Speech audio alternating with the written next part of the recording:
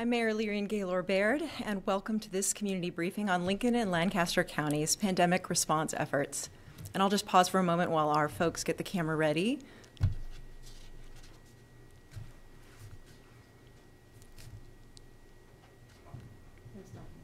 I want to make sure we have that available for Margie Prop. Thank you, Margie, for being here once again today to provide interpretation for our community. And we, of course, appreciate all of you tuning in to learn more about how you can protect yourself, your loved ones, and our community. So my friend Roxanne is an occupational therapist who works at Madonna, and she's a huge fan of the musical Hamilton. So when I saw her vaccine selfie, her Vaxie, I was delighted and not entirely surprised. Here it is, and in case you can't make out the details, she's wearing her Hamilton shirt. One arm is getting the vaccine, while the other is pointed skyward in triumph, and her post reads, "I was asked if I wanted to decline the vaccine. Do you know what I replied? I am not throwing away my shot." Roxanne's enthusiasm for her shot is precisely what our health team is eager to see as we undertake the monumental task of vaccinating our entire community. Public health experts tell us that in order for the vaccine to help us achieve herd immunity, we need anywhere from 70 to 85% of people, and ideally even more than that, to get vaccinated. Which is why our Lincoln-Lancaster County Health Department's major focus right now is getting shots into the arms of as many of our community members as quickly as possible. We have not thrown away a single shot. Each dose our health department has received has gone into the arms of someone on the front lines of the fight against COVID-19. Immunizing the public is nothing new for our health department, but immunizing the public on this scale is unprecedented for every health department across the country. And that's why, for months now, Health Director Pat Lopez and her staff have been working with our medical community and other local partners to build the infrastructure we need to administer doses on a community-wide scale. A critical piece of this infrastructure needed to administer doses for an entire community are mass vaccination clinics, and we were so pleased at how our trial run went last Friday at Pinnacle Bank Arena. Thank you to the team at PBA, to Bryan Health and CHI Health St. Elizabeth. Thank you to the Lancaster County Medical Society and to our private clinic and physician partners, as well as to all of our dedicated health department nurses and staff. Everyone made it possible for nearly 2,300 healthcare personnel to get their shots. This successful first large-scale COVID-19 vaccination clinic paves the way forward and demonstrates that as soon as we receive a greater supply of vaccines, we will be ready to get them into people's arms. Another vital piece of infrastructure we've built in order to turn vaccines into vaccinations is our local registry. And during the first 45 minutes that our health department's registry went live last week, 100 people per second tried to log on to register. And as of early this afternoon, over 62,000 individuals have registered successfully, fueling our optimism that the people of Lincoln and Lancaster County are eager to get their shot. We understand that as you register, the number one question on your mind is when can you expect to receive that shot? And the answer will continue to depend on the number of doses we receive locally. And to be clear about how that works, the state determines how much vaccine is allotted to us. They have informed our health department that for the foreseeable future, Lincoln Lancaster can expect to receive 3,900 doses per week. Keep in mind that with nearly 300,000 people in Lincoln alone, it will take many months to vaccinate everyone who wants the shot. We are hopeful that production will increase and that another vaccine will be authorized for use in the coming months. We will update you regularly as we learn more. Like you, we are eager for more doses, and we want this to go faster. And in the meantime, and for what will likely be months, we all need to continue to take the precautions that keep us safe, that keep our kids in school, and that help our businesses stay open. We should faithfully wear our masks and wash our hands, watch our distance from others, while avoiding close contact, crowded places, and confined spaces. These next few months will test our resolve as a community, but I have confidence in the people of Lincoln's strength and commitment to our community's well-being. And if anyone has shown strength and commitment to our community's well-being, it's our Health Director, Pat Lopez. Thank you, Pat, for being here today and for your leadership. And we welcome your information today that you'll share about local conditions and our pandemic response efforts.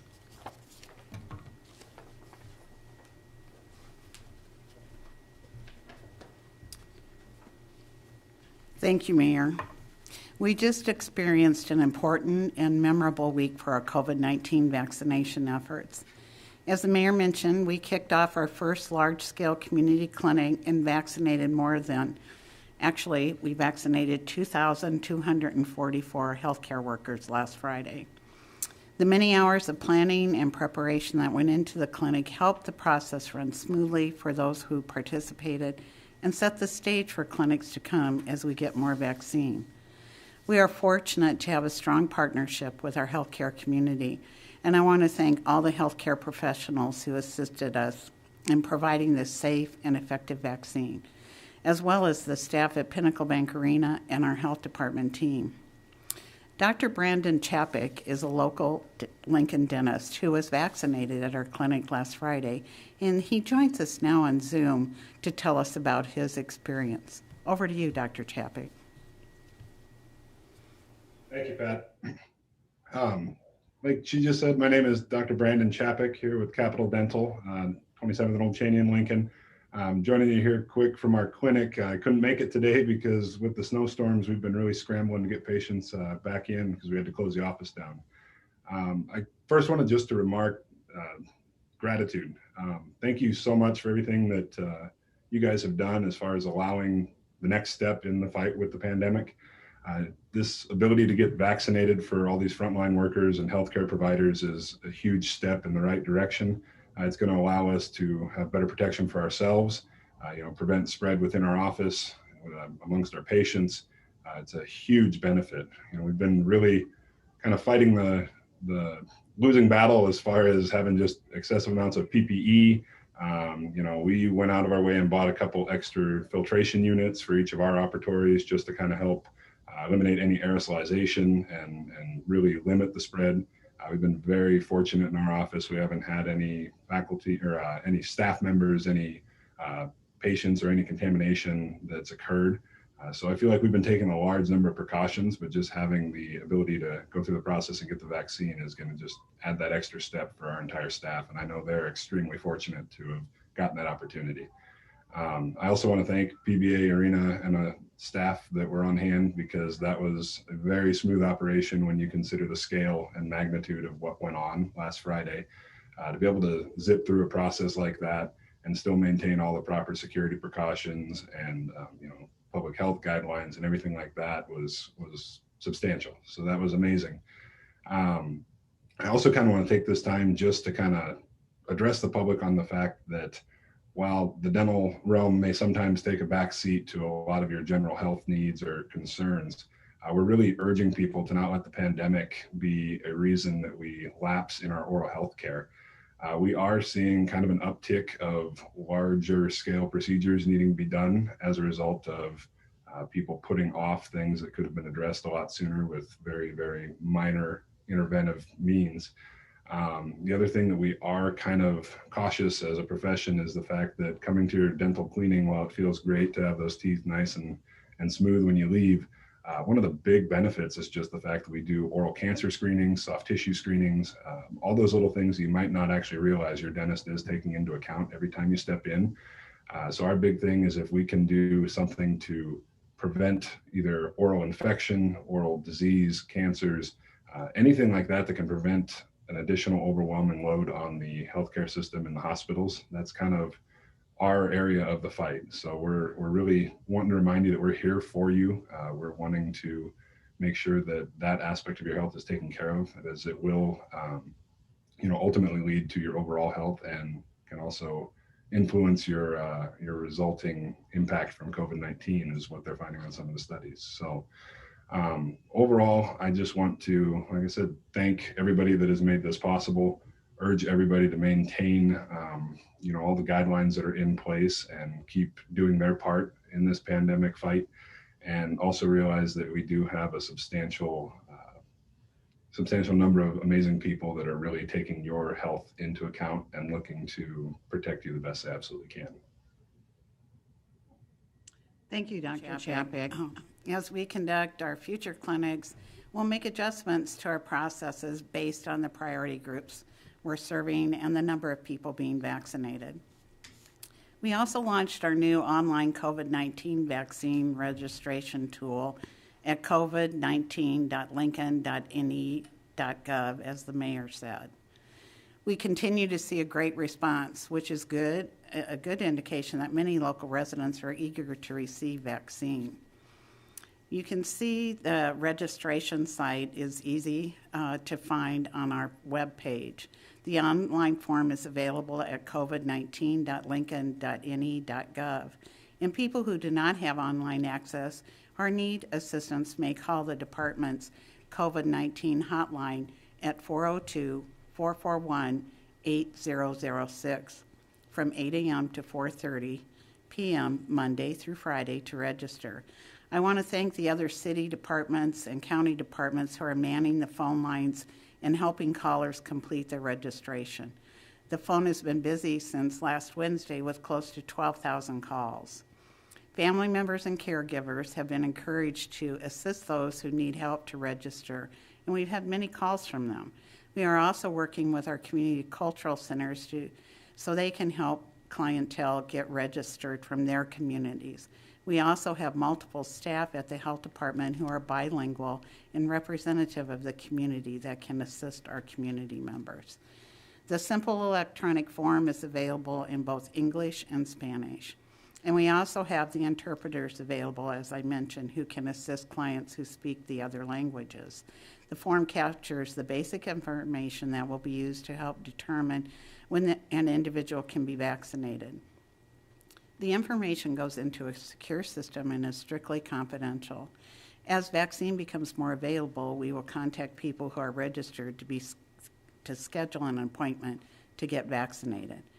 We continue to encourage people to get their COVID-19 vaccine as soon as it's available to them, and the registration is really the first step. It's open to all county residents, but those who are in Phase 1B, in other words, those aged 65 and older, and those with underlying medical condition and essential workers are encouraged, and medical conditions are encouraged to register soon. Vaccine supply is still limited, and we continue to administer the doses we receive as quickly as possible. Currently, the state's weekly vaccine allocation is 23,500 doses, which includes both Moderna and Pfizer vaccine. Out of that, we are currently receiving 3,900 doses a week, so that's 16.5% of the state's weekly allocation. As of this morning, the health department and its partners, Bryan Health, CHI St. Elizabeth, Lincoln Surgical Hospital, and Blue Stem Health, as well as the long-term care facilities, have administered 19,100 doses of COVID-19 vaccine in Lincoln and Lancaster County. Vaccinations continue for people in Phase 1A, which includes healthcare personnel, emergency medical technicians, and residents and staff of long-term care facilities. And many are receiving their second doses. Hospitals have finished the last round of first doses for primary healthcare personnel. The majority of the long-term healthcare facilities in Lancaster County had given the first dose to residents and staff. Many people in Phase 1A are receiving their second dose of the vaccination, including healthcare personnel and our emergency medical technicians. Last week's clinic put us closer to completing our current phase, and we will be holding another clinic this week again at Pinnacle Bank Arena to vaccinate some additional healthcare providers in Phase 1A, including behavioral health providers, clinical lab personnel, and others. We are preparing to open Phase 1B as soon as vaccine supply is available and have been actively working with our community partners who will help support this effort. We do not have an exact date to share today, but I can tell you that we are getting very close. We'll have more details to share in the very near future. The Governor and the Department of Health and Human Services are directing state prioritization efforts based on the federal guidance. And they recently announced, as you've heard, a directive for Phase 1B, which is to focus 90% of the vaccination on people who are 65 and older. Recent data shows that 65 plus age category is the most vulnerable to coronavirus, so that group is prioritized. We are in the process of incorporating this directive into our phase for 1B, and we will outline additional details as soon as they are finalized. The Lancaster County Medical Society has been an important partner throughout the pandemic, and today we have the Society's current president, Dr. Eric Avery, joining us to tell us about the involvement of our local physicians. Dr. Avery.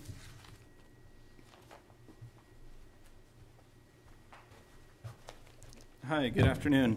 I'm Dr. Eric Avery. I'm a physician. I'm a cancer specialist at Nebraska Hematology Oncology and currently serving as the president of Lancaster County Medical Society. I appreciate the opportunity to come here and speak for LCMS, or the Lancaster County Medical Society. This has been a continued partnership between the LCMS, or the County Medical Society, and the Lancaster County Health Department. We appreciate this partnership, and we've been involved in multiple calls and continued calls for the area physicians and the healthcare community as a whole in the vaccine protocol and rollout. As Pat was saying, as we look forward to getting into phase 1B, this will incorporate even more people in the general population, patients aged over 65 or with underlying medical conditions. The importance of all of this ultimately going back to getting more people to get the vaccine, getting shots in arms as quickly as we can. And Nebraska, I feel, has done a really good job from the standpoint of getting the vaccine out as soon as it is available for us. Many physician offices are also in conversations with the health department and assisting in the preparing for the vaccination efforts as it rolls out into the community. The additional assistance was provided for the Pinnacle Bank vaccination last week as well, and we will continue to work with the Lancaster County Health Department as we move forward. The physicians' clinics and offices and multiple healthcare providers across the town and across the county are really looking forward to the opportunity to really start rolling out the vaccine. But again, as a reminder, this really goes back to the vaccine supply. We can't give more shots until it's available from the government, and hopefully there will be more vaccination options coming out in the near future as well. I was talking to one of my colleagues who's an intensive care physician today, and he was you can just see the look of relief in his eyes because he's actually able to sit down between people, have time to catch a breath, and the intensive care units aren't nearly as jam-packed with patients. And we owe everyone our appreciation for being able to wear masks, social distance, do the right thing, and protect ourselves and each other.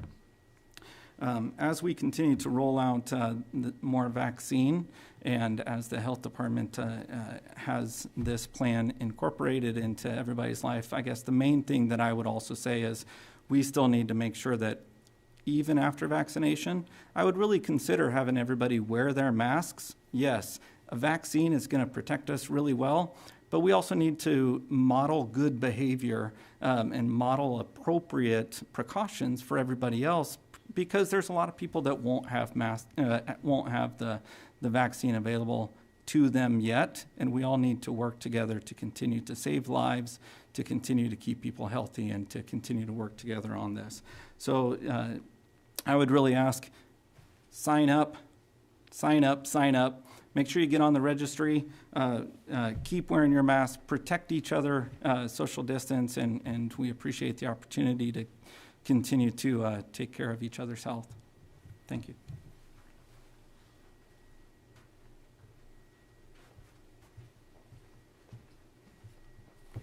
Thank you, Dr. Avery. We really appreciate you joining us and for all your help to keep the virus from spreading in our community. As we mentioned before, a vaccination campaign of this scope is a major undertaking.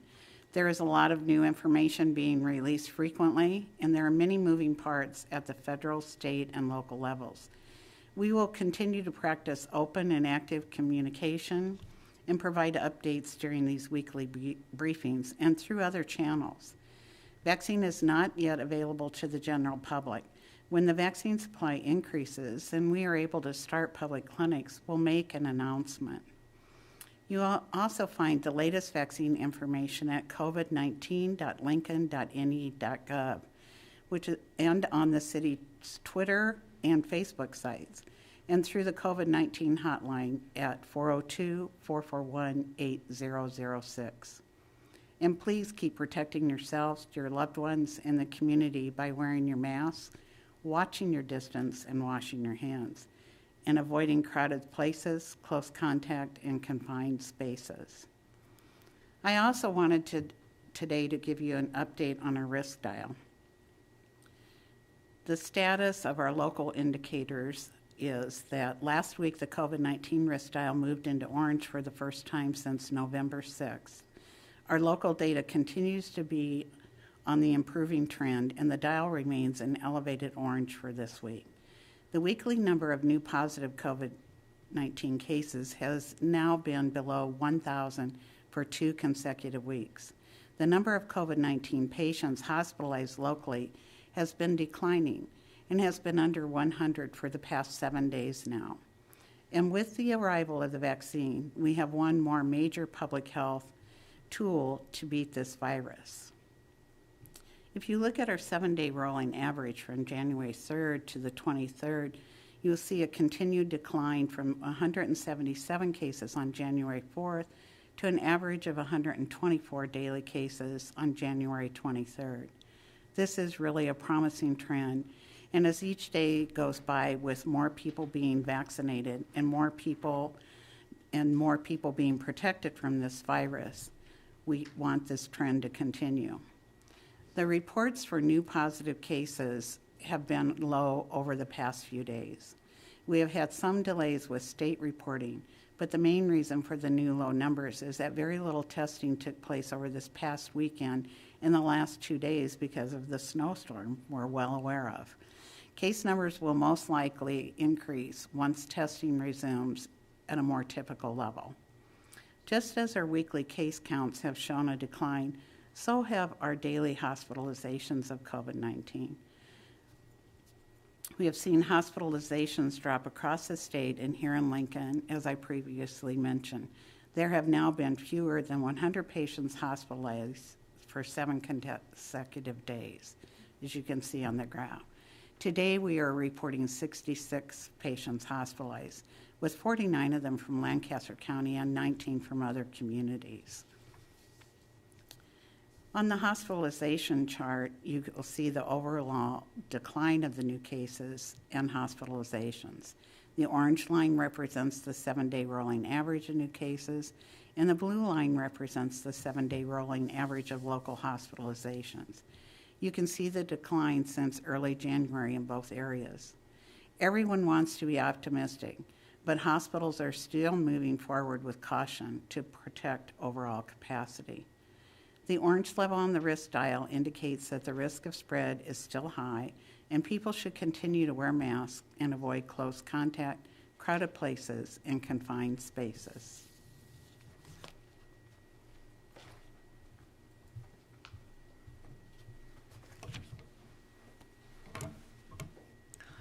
At this time, I'd really like to thank everyone for joining us, especially Dr. Avery and Dr. Chapek, and open things up for questions.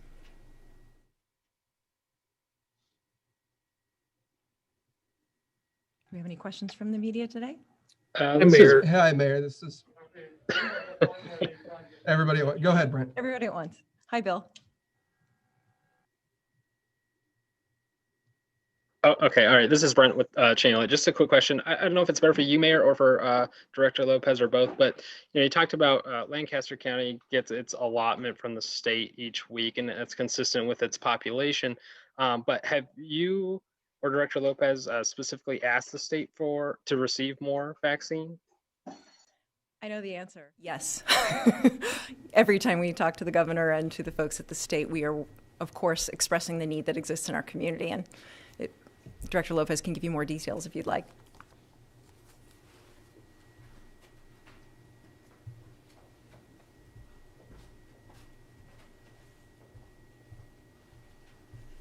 Yes, Brent, we asked every time, as the mayor said, I've asked them to add an extra 0 to that 3,900, but so far that hasn't happened.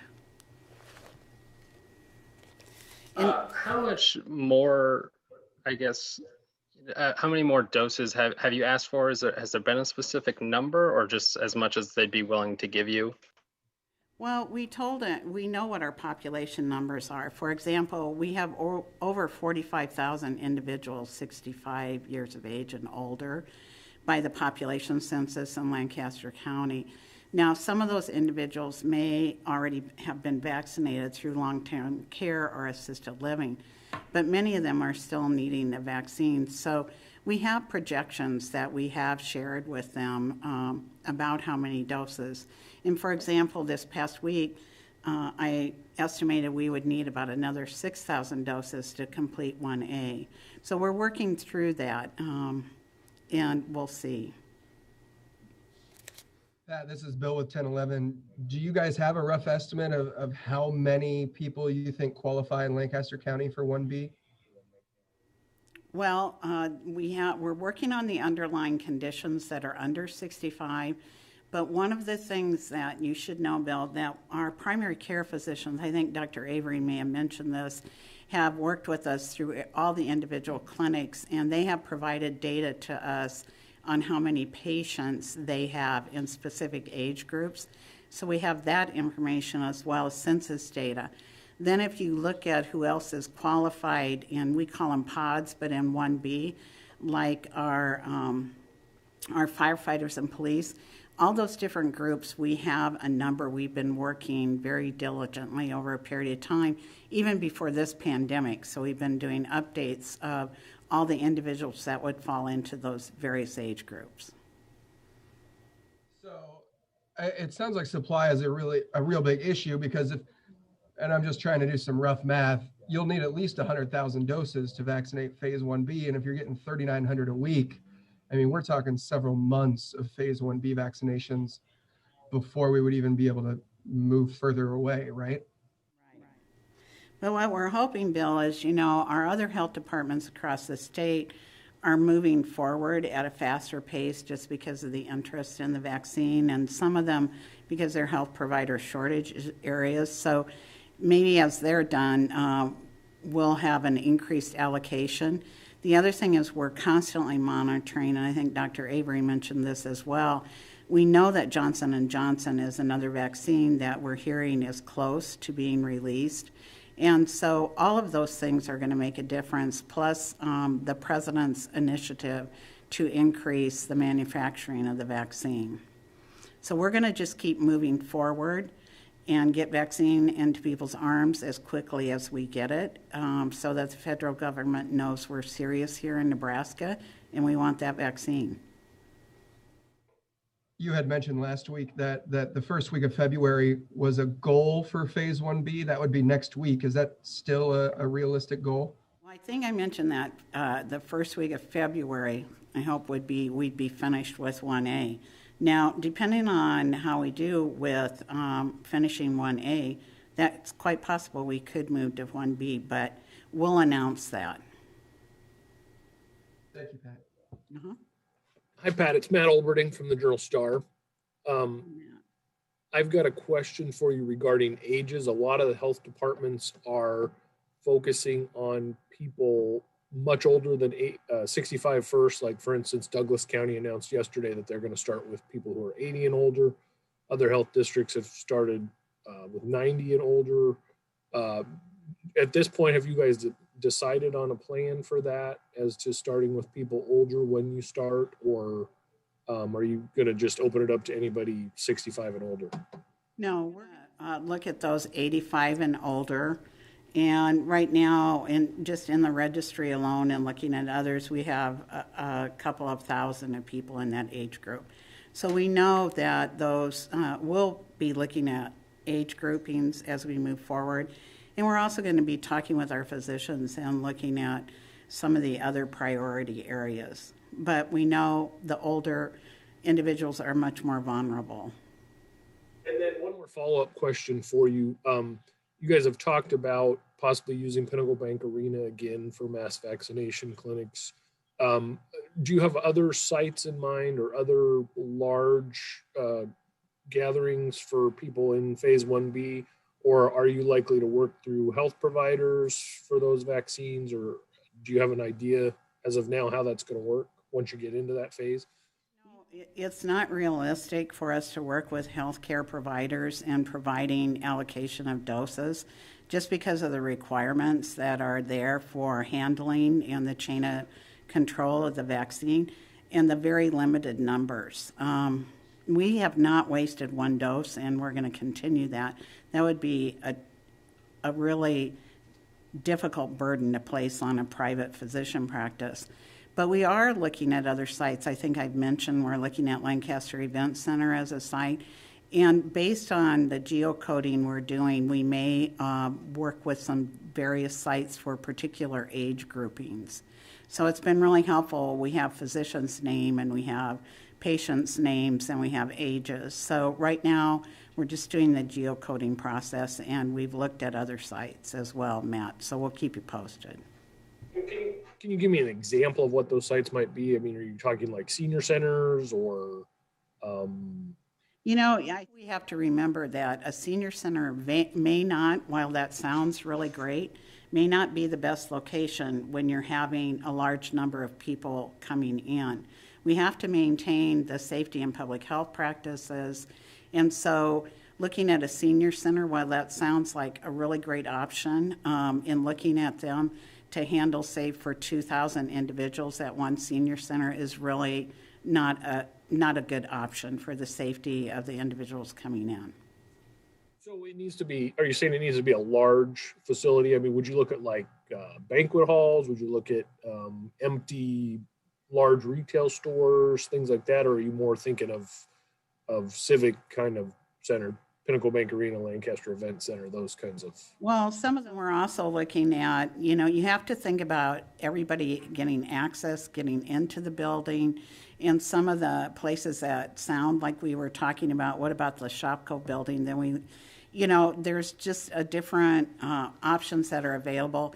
We wouldn't want to go into a retail store because we're not encouraging people to go into the retail store that are in the most vulnerable population. So we're looking at a place where we can vaccinate people safely, and we'll break it down by age groupings and allow a certain number of reservations based on our vaccine availability. Pat, this is Bill again. A question related to that. We've heard some concerns about accessibility or a distance that a person would have to walk, you know, if they are disabled or if they are older. Are drive-through vaccination sites something that's being discussed or something similar to help with those groups? You know, that's a great question. And Bill, you know, especially right now, I think we're all well aware of the weather in our community, and doing a drive-through clinic for some of our individuals just trying to get to their arm and take care of them really isn't that feasible at this point. But at, for example, we're looking at some things like at the Pinnacle Arena, they have allocated the whole garage adjacent to the building. We have made adjustments so that individuals with mobility issues or other issues can be directly assisted at the closest possible area. And we'll continue to work through all of those at any site we're at. We're well aware of what the requirements are to meet the community, and that's always been a major priority for us in public health.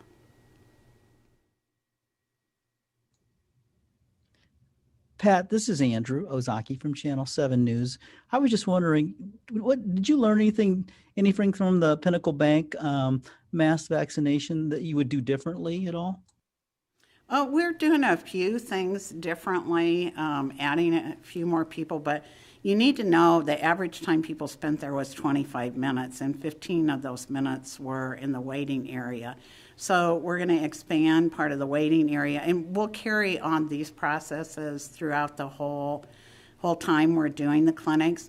We also were able to finalize and really evaluate the number of individuals we had working to see how well that worked and how we could assess how much staffing we need. So it was really beneficial for that. And also messaging that people need to remind them, yes, you will get another appointment. You need to keep your appointment card. Just some basic information like that. We also, this is a simple thing, but people that have EpiPens need to bring their EpiPens with them when they come to get vaccinated.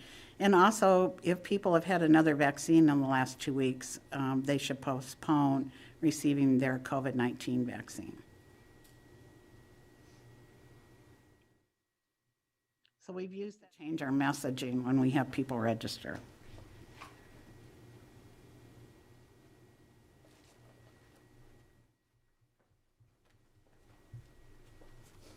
I would just add to that, Andrew, that when Director Lopez referenced the waiting 15 minutes, she meant after they received their shots, because of course they have a compassionate approach to the care with which they administer the doses, and they want to make sure that people are feeling good and are good to go, so they ask them to wait 15 minutes after the dose before they leave the clinic. So it ran really smoothly. We're really proud of it, and yes, we're looking at ways to make it even more efficient with technology in the coming weeks and months.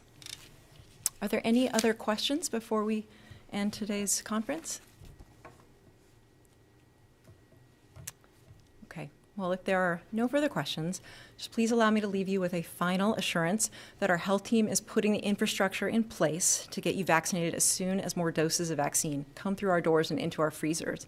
And with the current number of doses allocated to Lancaster County each week, it will take months, as you noted, for everyone to get vaccinated. So recognizing that thousands of college students have just re-entered our city from across the state and country, and knowing that we are in a race against time, particularly since a more contagious variant of the virus has made its way to the U.S. and is eager to take advantage of people who let down their guard, we implore you to remain vigilant in your efforts to stay safe and protect one another while you wait for your turn to roll up your sleeve.